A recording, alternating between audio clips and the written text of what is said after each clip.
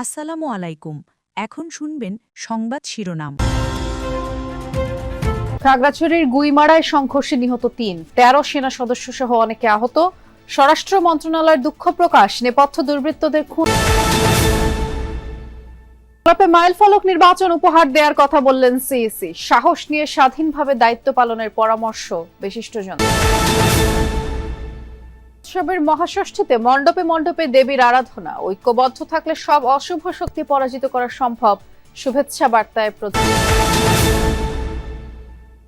ব্যবসায়ীদের স্বার্থে গণমাধ্যমের ব্যবহার বন্ধের আহ্বান উপদেষ্টার। তথ্য অধিকার আইন বাস্তবায়নে সরকার ব্যর্থ, সেমিনারে বললেন বক্তারা। আসসালামু আলাইকুম। এতক্ষণ শুনছিলেন সংবাদ শিরোনাম, এখন শুনবেন বিস্তারিত। এখনো অশান্ত খাগড়াছড়ি। 144 ধারা ভেঙে হয়েছে বিক্ষোভ, সমাবেশ, সংঘর্ষ। গুইমারায় দুষ্কৃতিকারীদের গুলিতে 3 জন পাহাড়ি নিহত হওয়ার খবর জানিয়ে দুঃখ প্রকাশ করে বিবৃতি দিয়েছে স্বরাষ্ট্র মন্ত্রণালয়।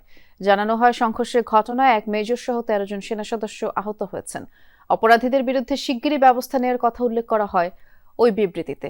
দুপুরে সব পক্ষের সাথে বৈঠকে পাহাড়ি বাঙালি সংঘর্ষের নেপথ্য দুর্বৃত্তদের খুঁজে বের করার তাগিদ দেন পার্বত্য চট্টগ্রাম বিষয়ক উপদেষ্টা সুপ্রদীপ চাকমা। খাগড়াছড়ি গুইমারার রামসু বাজার ভাঙচুর, অগ্নিসংযোগ আর হামলা চালানো হয় বাজারটিতে। ক্ষতিগ্রস্ত হয় বেশিরভাগ ব্যবসা প্রতিষ্ঠান, দোকানপাট।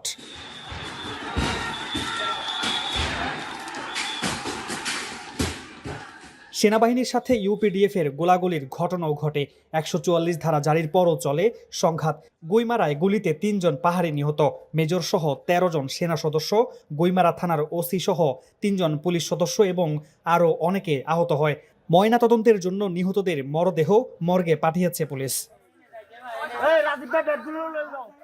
অশান্ত পাহাড়ে শান্তি ফিরিয়ে আনতে সব পক্ষকে নিয়ে বৈঠকে বসেন পার্বত্য চট্টগ্রাম বিষয়ক মন্ত্রণালয়ের উপদেষ্টা সুপ্রদীপ চাকমা। পাহাড়ি বাঙালি সংঘর্ষের নেপথ্যে যারা রয়েছে তাদেরকে খুঁজে বের করার তাগিদ দেন উপদেষ্টা। আগে তো 140 ধারার নাম শুনলেই লোকজন ঘর থেকে বের হতো। দয়া করে এটাকে একটু দেখেন যে যাদেরকে পাবেন 3 এই তো 140 ধারা অ্যারেস্ট। আইন শৃঙ্খলা বাহিনীর ঊর্ধ্বতন কর্মকর্তা, রাজনীতিবিদ, সামাজিক ও সুশীল সমাজের প্রতিনিধিদের নিয়ে এই সভায় নারী নিপীড়ন, সাম্প্রদায়িক দাঙ্গা এবং সহিংস ঘটনা এড়াতে সবাইকে সজাগ থাকার আহ্বান জানানো হয়। পাশাপাশি অপরাধীদের দ্রুত চিহ্নিত করা এবং অবৈধ অস্ত্র উদ্ধারেরও দাবি জানান বক্তারা। আপনারা পুরো বিষয়কে কেন্দ্র করে যদি আন্দোলন করেন, মিছিল করেন, ইস্যু চেঞ্জ করবেন না, ইস্যু চেঞ্জ করে শান্তিপ্রিয় এখানকার বাঙালি পাহাড়িদের প্রশ্নবিদ্ধ করবেন না। যৌথবাহিনীর মাধ্যমে পার্বত্য চট্টগ্রামের অস্ত্র উদ্ধার করতে হবে। এই অস্ত্র উদ্ধার যতক্ষণ পর্যন্ত হবে না, ততক্ষণ পর্যন্ত এখানে কোনো শান্তি ফিরে আসবে না। পুলিশ প্রশাসনের পক্ষ থেকে জানানো হয়, নিরাপত্তা জোরদারে পুরো জেলায় টহল দিচ্ছে আইন শৃঙ্খলা বাহিনী। শহরের অংশ বৌদ্ধ বিহারে হামলা ও নাশকতা পরিকল্পনার অভিযোগে আটক করা হয় 3 জনকে। আইনের আওতায় নিয়ে এসেছি। আরো যে 2 জনের কথা আসছে, ভিকটিমও কারোর কথা বলতে পারে না। প্রত্যেকটা ঘটনাতে মামলা হবে। এই যে ভাঙচুর হয়েছে, যে দোকানপাট, প্রত্যেকটা ঘটনাতে মামলা হবে। আমরা আজকে তো মামলার প্রসিডিউর শুরু করব। পাহাড়ের সম্প্রীতি আর সহাবস্থান নষ্টে একটি গোষ্ঠী সক্রিয় বলে অভিযোগ স্থানীয় অনেকের। সবাই খোলা পানিতে মাছ শিকার করতে চায়, এগুলো পাহাড়ের মধ্যে আছে, বাঙালির মধ্যে আছে। শয়তানদেরকে চিহ্নিত করে দ্রুত পদক্ষেপ না নিলে মনে হয় হিটেক্সে আর শান্তি ফিরে আসবে না। এটা যারা করতেছে তাদের ডিমান্ড কি, তারা কি চায়, তাদের সাথে যোগাযোগ করে সেটাকে সমাধান দেওয়ার একটা সহজ উপায় হতে পারে। আমি পাহাড়ি, আমি বাঙালি, এ ধরনের মন মানসিকতা ছিল না। আমরা এখনো কিন্তু আমাদের বন্ধুত্বের মধ্যে আমাদের বন্ধুত্বের বন্ধন এখনো আমরা ধরে রাখছি।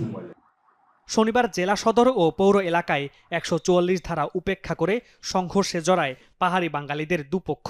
ভাঙচুর করা হয় বেশ কয়েকটি দোকানপাট ও ব্যবসা প্রতিষ্ঠান। মামুন রশিদ অভি, যমুনা নিউজ। ত্রয়োদশ জাতীয় সংসদ নির্বাচন একটি মাইল ফলক হয়ে থাকবে বলে আশ্বাস দিয়েছেন প্রধান নির্বাচন কমিশনার এএমএম নাসির উদ্দিন। সুশীল সমাজ ও শিক্ষাবিদদের সাথে সংলাপে তিনি বলেছেন, আগের বিভিন্ন কমিশন ওয়াদা করলেও কেউই প্রবাসী ভোটারদের নিয়ে কাজ শুরু করেনি।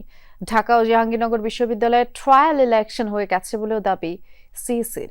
এ সময় সুশীল সমাজের প্রতিনিধি ও শিক্ষাবিদরা কমিশনকে সরকারি নিয়ন্ত্রণের বাইরে থেকে সাহসের সাথে কর্তব্য পালনের আহ্বান জানান।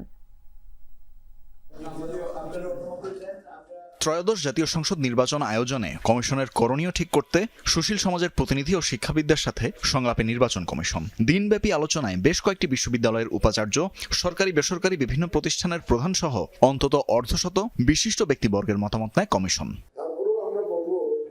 নির্বাচন আয়োজনে নিজেদের সব প্রস্তুতির ব্যাপারে জানান সিইসি। বলেন, সুষ্ঠু ভোট আয়োজনে প্রতিশ্রুতিবদ্ধ কমিশন।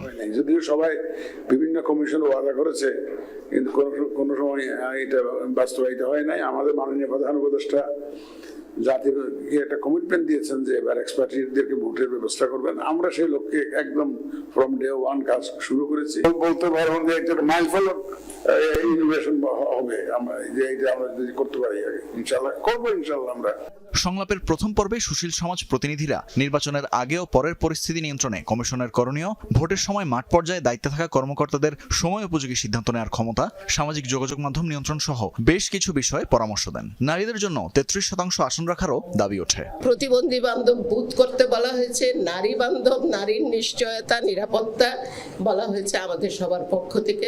ইলেকশন ক্যাম্পেইনে সর্বত্র যেন মিডিয়ার একটা ভিজিলেন্স যেন তৈরি করতে পারে, এর মধ্য দিয়ে একটা ট্রান্সপারেন্সি তৈরি হবে। রাজনৈতিক গণতন্ত্রায়নের পাশাপাশি অর্থনৈতিক গণতন্ত্রায়নের কথা বলছি, যাতে করে কালো টাকা ও পেশি শক্তির প্রভাব এই নির্বাচনে না থাকে। সংলাপের দ্বিতীয় পর্বে অংশ নেন শিক্ষাবিদরা। তাদের সাথেও মতবিনিময় করেন সিইসি। আমাদের তো একটা ট্রায়াল ইলেকশন হয়ে গেছে ঢাকা ইউনিভার্সিটিতে। উপাচার্যদের কথায় উঠে আসে ছাত্র সংসদ নির্বাচনের অভিজ্ঞতা। নির্বাচনের সময় গুজব ঠেকানোর উপরও জোর দেন শিক্ষাবিদরা। এআই ব্যবহার করে ফেক জিনিস তৈরি করা, ফেক ইমেজ তৈরি করা, এবং প্রতিদিন এই ঘটনাটা ঘটছে। সিসিটিভি বলেন আর সাংবাদিক বলেন, যত চোখ আপনার আশেপাশে রাখা যায়। পর্যায়ক্রমে নারী সমাজের প্রতিনিধি, গণমাধ্যম কর্মী ও নিবন্ধিত রাজনৈতিক দল সহ অংশীদারদের সাথে সংলাপে বসবে নির্বাচন কমিশন। তানভীর মৌসুম, যমুনা নিউজ, ঢাকা। হিন্দু পুরাণ ও লোকাচার অনুযায়ী দেবী দুর্গা কৈলাস থেকে এলেন পিতৃগৃহে, আর তাকে বরণ করে নেয়ার দিনটাই মহাষষ্ঠী। মণ্ডপে মণ্ডপে সকাল থেকে রাত পর্যন্ত নানা আনুষ্ঠানিকতা চলে। অধিবাস, বোধন, আমন্ত্রণ শেষে সন্ধ্যা আরতি হয়েছে মহাষষ্ঠীতে।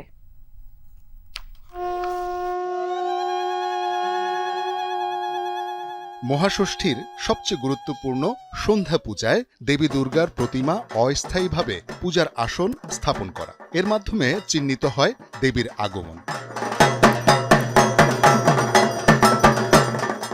ঢাকের বাদ্য, উলুধ্বনি আর শঙ্খধ্বনির সাথে নারীরা সম্পন্ন করেন এই অধিবাস পর্ব। এরপরই শুরু হয় বোধন পর্ব।